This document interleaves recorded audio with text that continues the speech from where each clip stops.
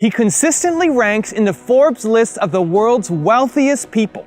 He's one of the best-known entrepreneurs of the personal computer revolution.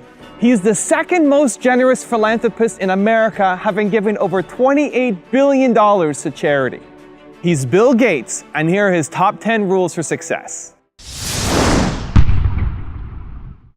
When I started Microsoft, I didn't think of it as all that risky. I mean, I was so excited about what we were doing. It's true I could have gone bankrupt, but you know, I had a set of skills that were highly employable, and in fact, my parents were still willing to let me go back to Harvard and finish my education if I wanted to. You've always got a job with me, Bill. And the thing that was scary to me wasn't quitting and starting the company. It was when I started hiring my friends and they expected to be paid. And then we had customers who went bankrupt, customers that I'd counted on to come through. And so then I got this incredibly conservative approach that I wanted to have enough money in the bank to pay a year's worth of payroll, even if we didn't get any payments coming in. And you know, I'm almost true to that the whole time. We have about 10 billion now, which is pretty much enough for the next year. Anyway, you know, if you're going to start a company, it takes so much energy that you know it better overcome your feeling of risk. I don't think that you necessarily, if you're going to start a company, should do it at the start of your career. I think there's a lot to be said for working for a company, learning how they do things. You know, if you're young, it's hard to go lease premises. They made that hard for me. You couldn't rent a car when you were under 25 at the time, so I was always taking taxis to go see customers. The people would, you know, people would say, well, we're going to go have a discussion in the bar. Well, I couldn't go to the bar.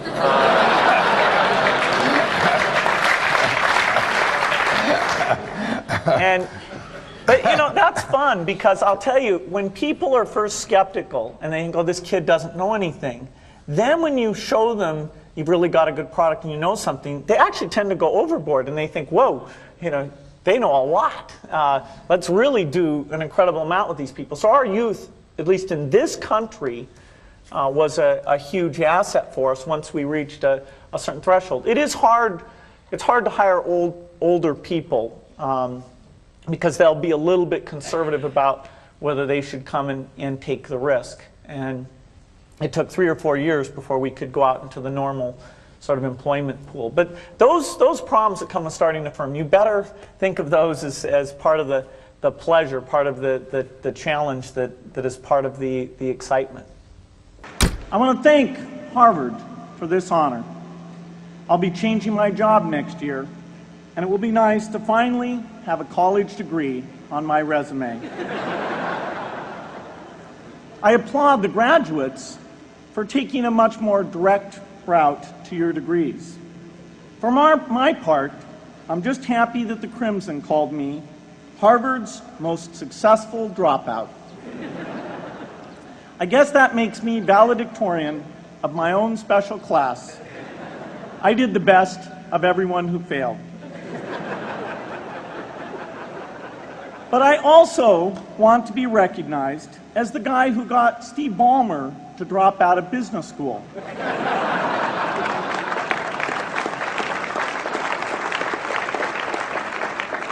I'm a bad influence. That's why I was invited to speak at your graduation. If I'd spoken at your orientation, fewer of you might be here today.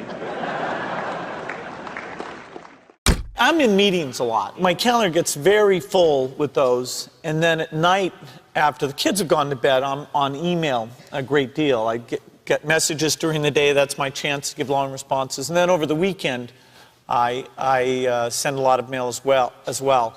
I take 2 weeks a year to just go off and read and think, where I'm not interrupted by work or anything else. I'm just solidly trying to think about the future, and people get to send me things to read as part of that so-called Think Week. So it's a nice mix of things. About 25% of the time that I'm out traveling around, meeting with customers, Europe, Asia, and that sort of helps me think, okay, do we have the right priorities? What are people responding well to, and what would they they like to see us do better. Hello, I'm Bill Gates, Chairman of Microsoft. In this video, you're going to see the future, Windows. Microsoft first came up with the Windows concept back in 1983. And today, the leading software users have switched into the Windows environment. It's really incredible how quickly our powerful applications like Word and Excel and PowerPoint have been adopted. It's not just Microsoft applications. Even companies like WordPerfect and Lotus have now come out with Windows applications. And every week we see new innovative work. It's really attracting all the innovation in the industry. We predicted this a long time ago, and now it's the future. The key point there is you've got to enjoy what you do every day. And for me, that's working with very smart people. It's working on new problems. You know, every time we think, hey, we've had a little bit of success, we're pretty careful not to dwell on it too much because the bar gets raised. I love bridge. Bridge helps you think. It's a game you can play your entire life and keep getting better and better.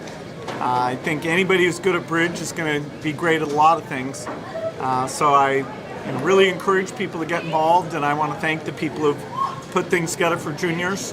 They'll be thanking you the rest of their life because bridge is such a great sport. I'd talk to my dad, I'd talk to Warren, I'd talk to my wife Melinda.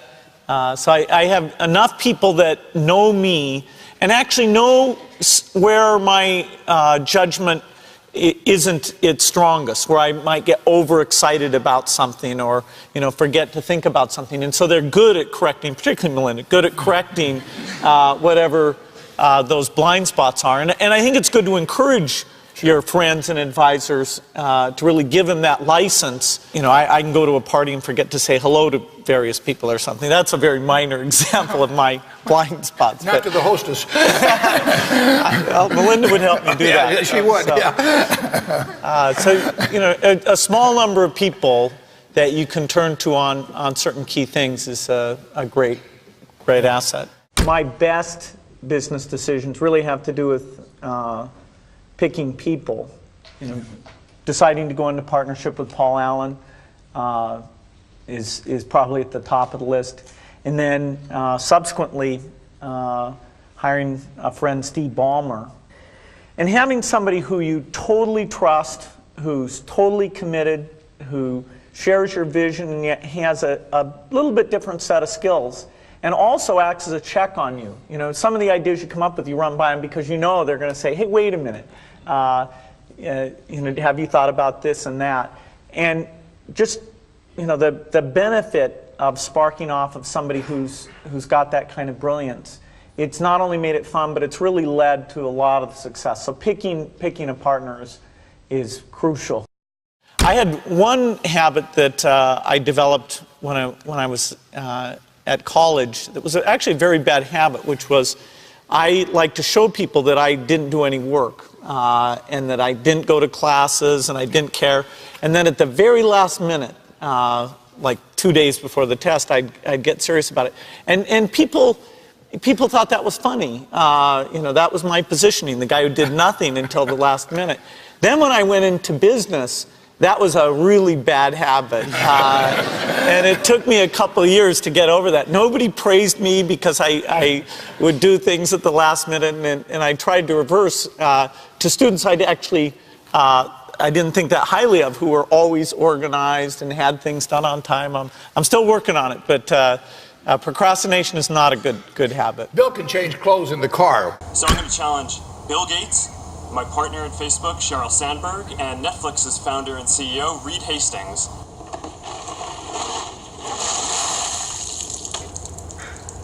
I'm glad to give to ALS. It's a great cause, but I want to accept this challenge. I want to do it better than it's been done. Been working on this, got this design. There we go. Yeah.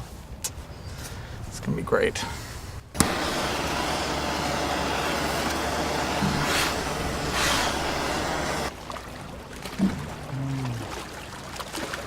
I'm here to to join the people bringing attention to Lou Gehrig's disease by taking the ALS Ice Bucket Challenge. I'm going to challenge 3 more people: Elon Musk, Ryan Seacrest, and Chris Anderson of TED. Consider yourself challenged. You have 24 hours. Good luck.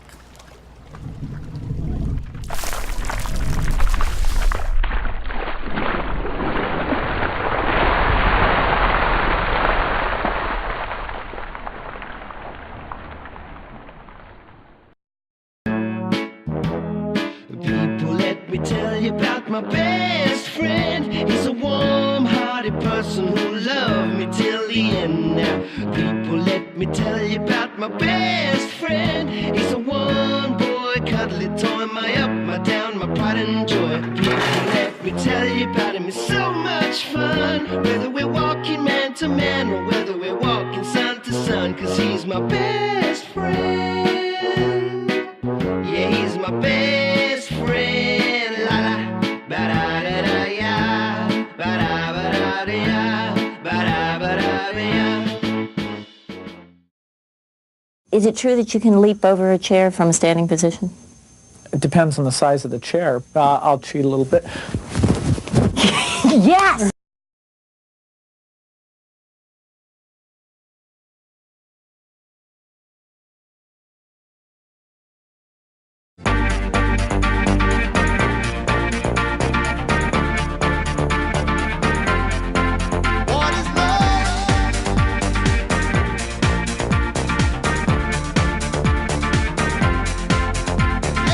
By the way, I believe in winners and losers, and especially the freedom to fail. Who? Him? Who? Him? Who? Him? Him? Who? Me? I don't know, you're not there. I need da da da. No way! What is love? Baby, don't hurt me. Don't hurt. Oh, behave.